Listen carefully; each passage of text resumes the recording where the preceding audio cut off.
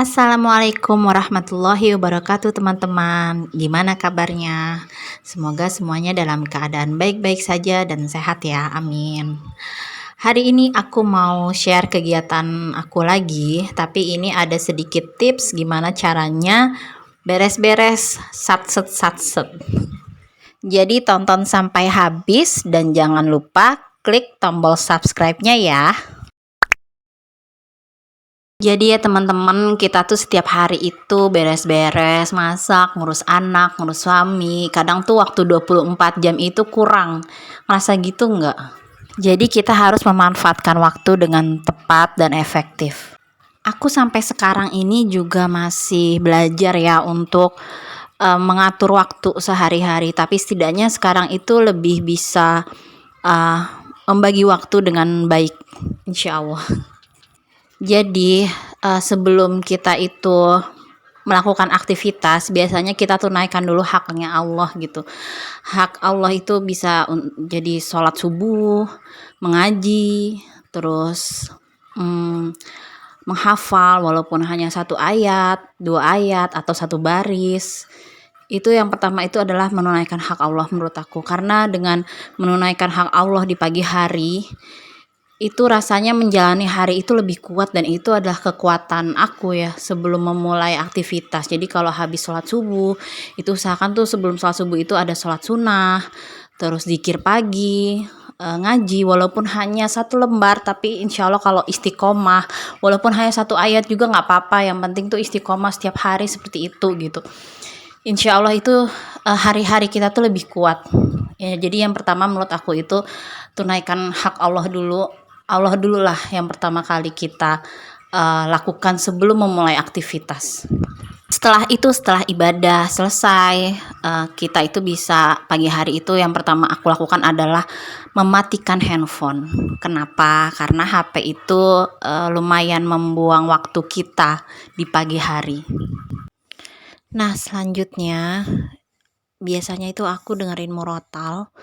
Jadi kalau dengerin murotal di rumah itu aku tuh berasa kayak adem gitu kan, dengan murotal di pagi hari yang tadinya suasananya itu gedebak-gedebuk, terus buru-buru anak-anak segala macem, lebih kelihatannya tuh lebih adem dan pahala juga gitu kan mendengarkan murotal. Jadi sambil mengerjakan pekerjaan rumah, fokus ke anak-anak, menyiapkan bekal mereka, masak untuk mereka, mengurus suami juga untuk ke kantor. Dengan mendengarkan murotal itu lebih semangat dan lebih adem. Suasana itu lebih adem, suasana itu nggak yang gerasak gerusuk. Kalau aku biasanya sih seperti itu ya, kalau untuk pagi hari biar lebih efektif. Dan dengan mendengarkan murotal, anak-anak tuh jadi terbiasa untuk mendengarkan bacaan Al-Quran. Jadi secara nggak langsung mereka itu jadi ikut ke bawah dan ikut menghafal gitu kan dengerin murotal. Terus selanjutnya biasanya itu kita tuh harus udah lengkap semuanya ya. Kayak alat-alat bersih tuh udah ada, kayak lap-lap, kain pel udah dicuci. Pokoknya alat-alat kebersihan itu udah lengkap, jadi kita nggak perlu nyari-nyari lap-lap tuh di mana, atau kain pel belum dicuci harus ngepel dulu, harus nyuci dulu kain pelnya. Karena kalau kain pel itu kotor jadinya tuh bau gitu ya lantainya, terus juga jadi nggak bersih ngepelnya. Jadi itu pastikan tuh alat-alat kebersihan itu semuanya itu tertata di tempatnya. Jadi kita nggak nyari-nyari lagi, terutama untuk lap-lap itu harus banyak yang bersih gitu, harus udah ada yang bersih buat lap-lap semuanya. Nah, selanjutnya buat jadwal. Jadi biasanya aku tuh bikin jadwal itu sehari itu 3 kali ya. Jadi pagi-pagi itu harus urusin anak dulu dan suami. Pokoknya kalau udah urusan anak selesai baru aku ke kerjaan berikutnya. Nah, itu biasanya kalau udah urusin anak dan anak tuh udah rapi semua, udah sekolah, dan yang paling kecil yang umur 1 tahun tuh udah tidur, udah kenyang, udah tidur, udah mandi, udah bersih, langsung ke pekerjaan rumah berikutnya seperti nyapu, ngepel. Aku mulai dari depan, kemudian ruang tamu, terus cuci piring karena habis menyiapkan bekal itu biasanya kan berantakan, sarapan, masak semua berantakan. Jadi aku bersihin dapur dulu setiap pagi dan nyuci. Terus siangnya biasanya aku itu jemurin, dan kalau pagi-pagi lauknya udah habis, aku bikin makan siang yang simple-simple aja. Jadi nggak yang makanan yang heboh, karena biasanya aku masak heboh itu, masak yang rada ribet itu kalau di rumah itu ada suami. Jadi dia bisa nungguin anakku, jadi aku bisa masak yang agak lama. Ini biasanya biasanya sih masak yang tumis-tumis aja, yang simple-simple aja, yang kira-kira eh waktunya itu setengah jam atau 15 menit juga udah selesai gitu kan. Karena kalau siang hari itu waktunya tuh cepet banget. Kalau udah habis zuhur, terus tiba-tiba aku harus udah siap-siap untuk jemput anak-anak sekolah. Terus tiba-tiba udah asar, udah maghrib, udah isya. Itu waktu cepet banget. Jadi itu memang pagi hari itu harus agak padet gitu ya jadwalnya, karena nanti anak-anak udah pulang sekolah, terus suami juga udah pulang kantor.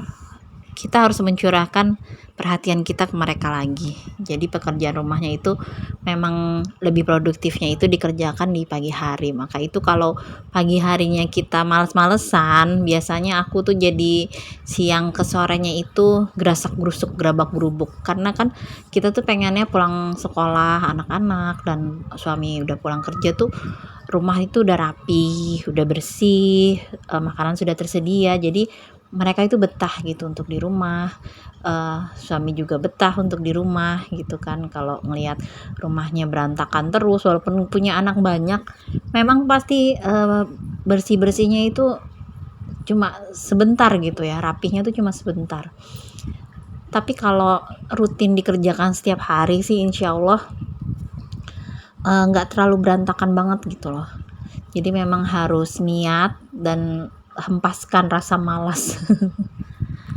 Dulu pertama kali jadi ibu rumah tangga itu tuh agak bingung ya cara bersih-bersihinnya itu gimana gitu. Jadi dulu kan aku kerja. Kalau di kantor itu kan semua sudah dibersihkan dan aku paling ya kerja aja gitu kan.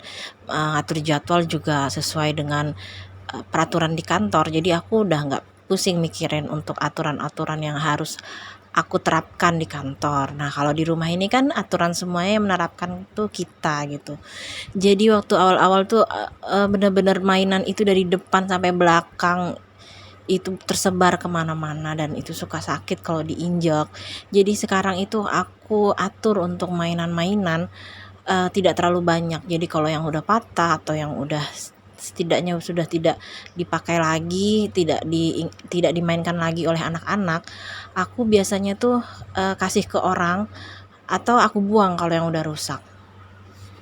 Untuk jadwal malam hari biasanya itu aku pastikan seragam-seragam anak itu sudah rapi, seragam kantor, baju-baju kantor itu sudah digosok dan sudah siap pakai untuk keesokan harinya.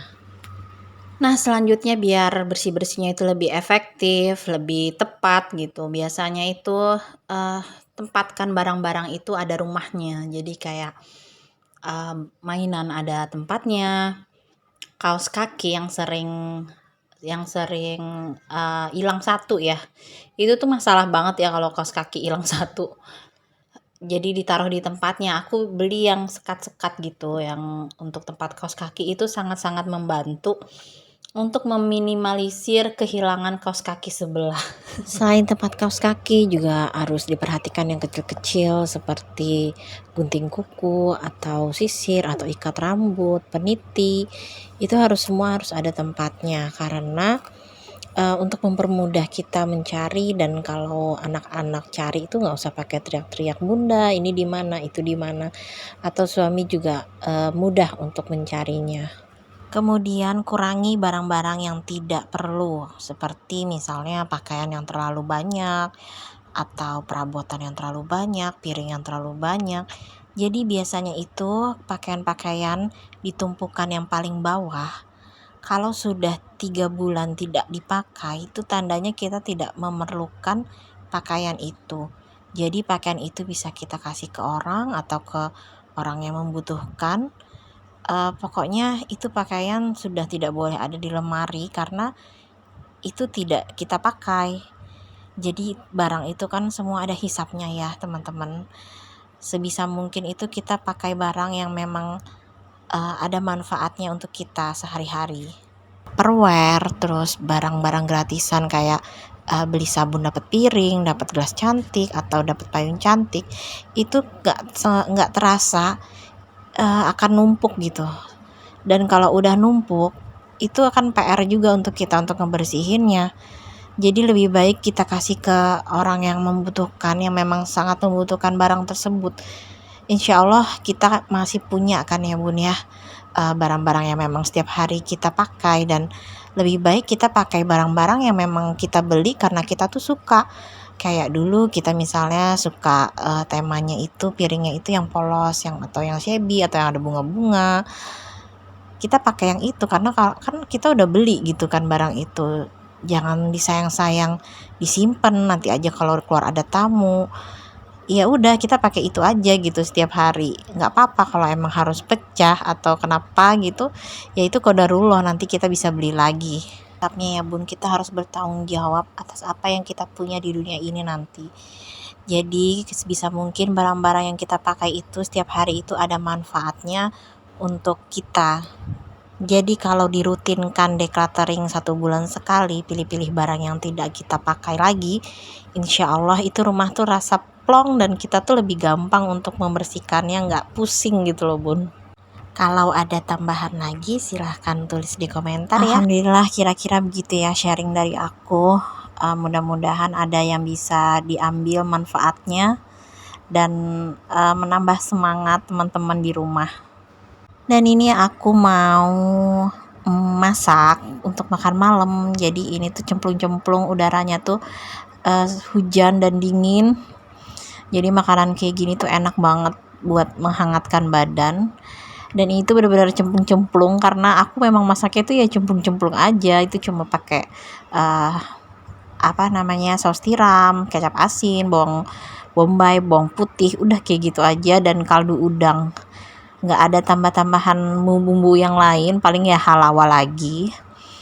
Nah ini kita mau makan bareng, jadi makan bareng bersama keluarga itu tuh memang paling yang salah satu nikmat yang harus disyukuri. Walaupun makannya sederhana, tapi kalau bareng-bareng itu rasanya tuh nikmat ya teman-teman. Pokoknya aku tuh bersyukur banget, Masya Allah tabarakallah, bisa makan malam bareng-bareng keluarga dengan makanan yang nikmat, Masya Allah. Dan anak-anak pun kalau makan bareng-bareng gini tuh biasanya mereka juga lebih lahap gitu makannya. Sekian dulu vlog hari ini, semoga bermanfaat, semoga menambah semangat, semoga kita tuh di rumah bisa mendapat pahala dari Allah. Pokoknya niatkan semua itu karena ibadah, niatkan kita tuh ingin mendapatkan pahala dari Allah, insya Allah dijalaninya itu ringan gitu. Oke, segitu dulu. Makasih banyak yang udah nonton sampai habis. Assalamualaikum warahmatullahi wabarakatuh. Barakallahu fikum.